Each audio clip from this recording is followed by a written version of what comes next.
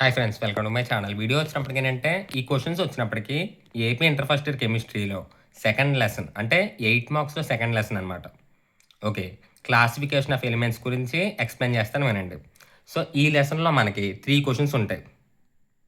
Okay, అందులో first question వచ్చినప్పటికి ఏంటి, write an essay on S P D F block elements. Okay, అంటే సెపరేట్గా మనం బ్లాక్ ఎలిమెంట్స్ గురించి ఎక్స్ప్లెయిన్ చేయాలి. ఎస్ బ్లాక్ గురించి ఎక్స్ప్లెయిన్ చేయాలి, next P, next D, next F block. Okay, so అంతే అనమాట ఈ క్వశ్చన్ ఆన్సర్.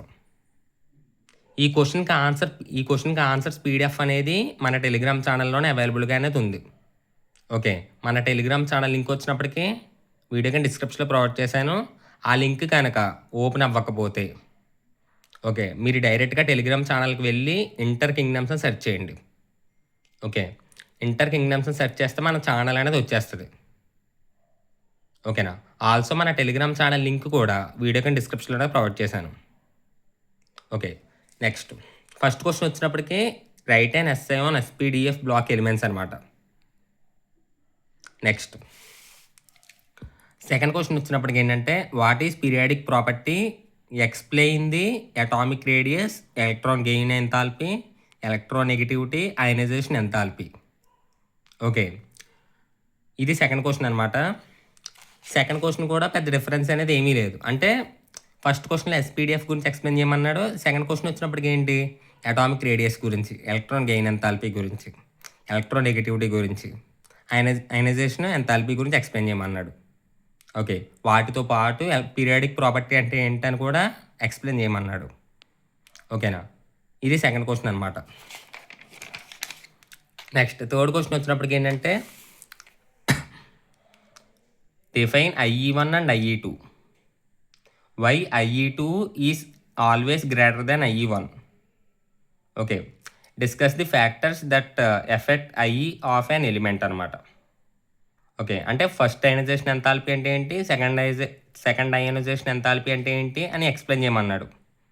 ఓకే, నెక్స్ట్ వాటి ఫ్యాక్టర్స్ గురించి కూడా చెప్పమన్నాడు ఒకసారి. వాటి ఫ్యాక్టర్స్ వచ్చినప్పటికి ఏంటి, atomic radius, nuclear charge, screening effect, next penetrating effect, half filled or complete filled subshells. Okay, ఇది థర్డ్ క్వశ్చన్ అనమాట.